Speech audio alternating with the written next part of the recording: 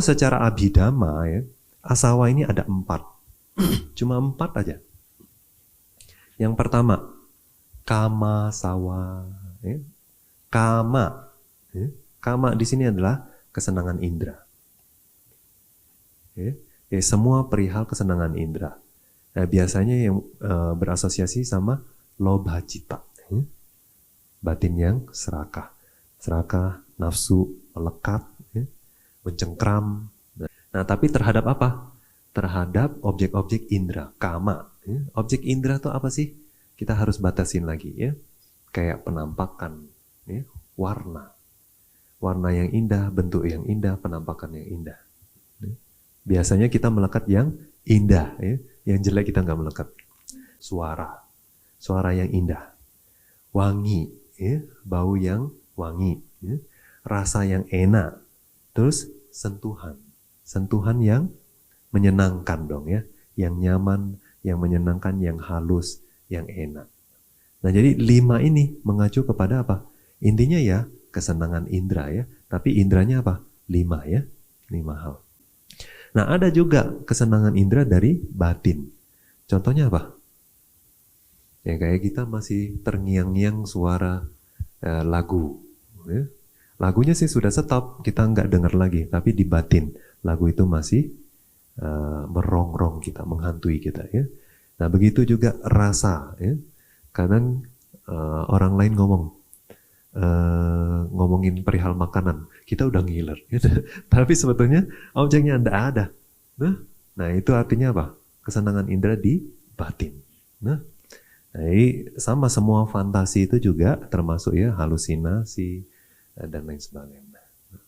Nah itu 6 berarti ya objek indera namanya. Nah yang kedua, asawa yang kedua adalah apa?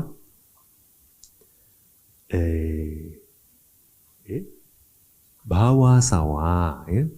Bhawa itu apa? Kehidupan. Nah tapi di Adhakata menjelaskan bahwa ini secara spesifik mengacu kepada apa? Alam Brahma. Jadi rupa Brahma, arupa Brahma. Brahma tahu ya? Jadi Banti nggak jelasin ya. Nah, Brahma itu karena pencapaian jhana ya, konsentrasi yang tinggi bisa terlahir kalau berbuah ya. Jadi makhluk Brahma. Itu lebih tinggi dari dewa ya. Biasanya batinnya lebih sedikit kotoran batin. Nah, tapi kemelekatan terhadap kehidupan itu atau mau jadi Brahma ya. Nah, itu masuk kepada bhawa sawa. Nah, tapi ada juga yang bilang bahwa bhawa sawa itu ya kemelekatan akan kehidupan apapun.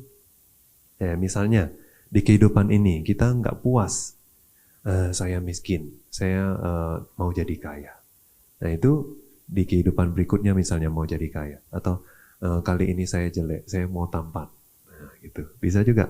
Atau kali ini aduh banyak masalah di alam manusia ini ya. Banyak polusi, banyak stres. Kayaknya di alam dewa lebih enak. Itu juga bhawa sawa. Artinya apa? Pingin menjadi. Ya. Mau jadi apapun. Mau jadi ratu, mau jadi dewi, mau jadi dewa. Jadi semua kehidupan, kalau kita melekat terhadap satu kehidupan, nah itu adalah bhawa sawa. Nah terus yang ketiga apa?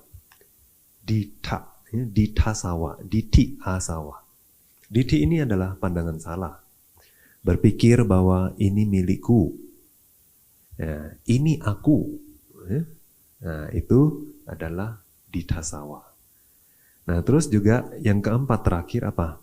Ini yang paling susah dikorek ya, karena dia yang paling bawah. Ya. Paling susah bersihinnya. Awija sawa. Ya. Ya, awija, ketidaktahuan. Nah itu cuma seorang arahat ya, yang bisa betul-betul bersihin secara total. Awija sawa. Nah ini sebetulnya intinya kita bilang apa? Awija ini adalah ketidaktahuan, delusi. Waktu kita marah, kita tahu nggak marah itu nggak boleh? Kalau kita tahu marah itu nggak boleh, marahnya hilang ya enggak? Nah tapi kenyataannya apa? Waktu kita marah, kita kalap, ya? Kita buta, marah. Terus waktu kita nafsu juga, kita mana ingat ya, ini baik dan buruk, pokoknya terjang. Ya. Nah itu juga karena apa? Moha, awija, tidak tahu. Ya sifatnya memang pada saat muncul ya, kita gelap mata. Ya, kebenaran kita nggak tahu lagi, baik buruk nggak tahu lagi, nggak ada malu lagi. Ya. Nah itu awija sawa. Nah jadi dia juga yang paling susah itu keluarinnya ya. Nah jadi kalau secara abhidhamma ada total 4 ya.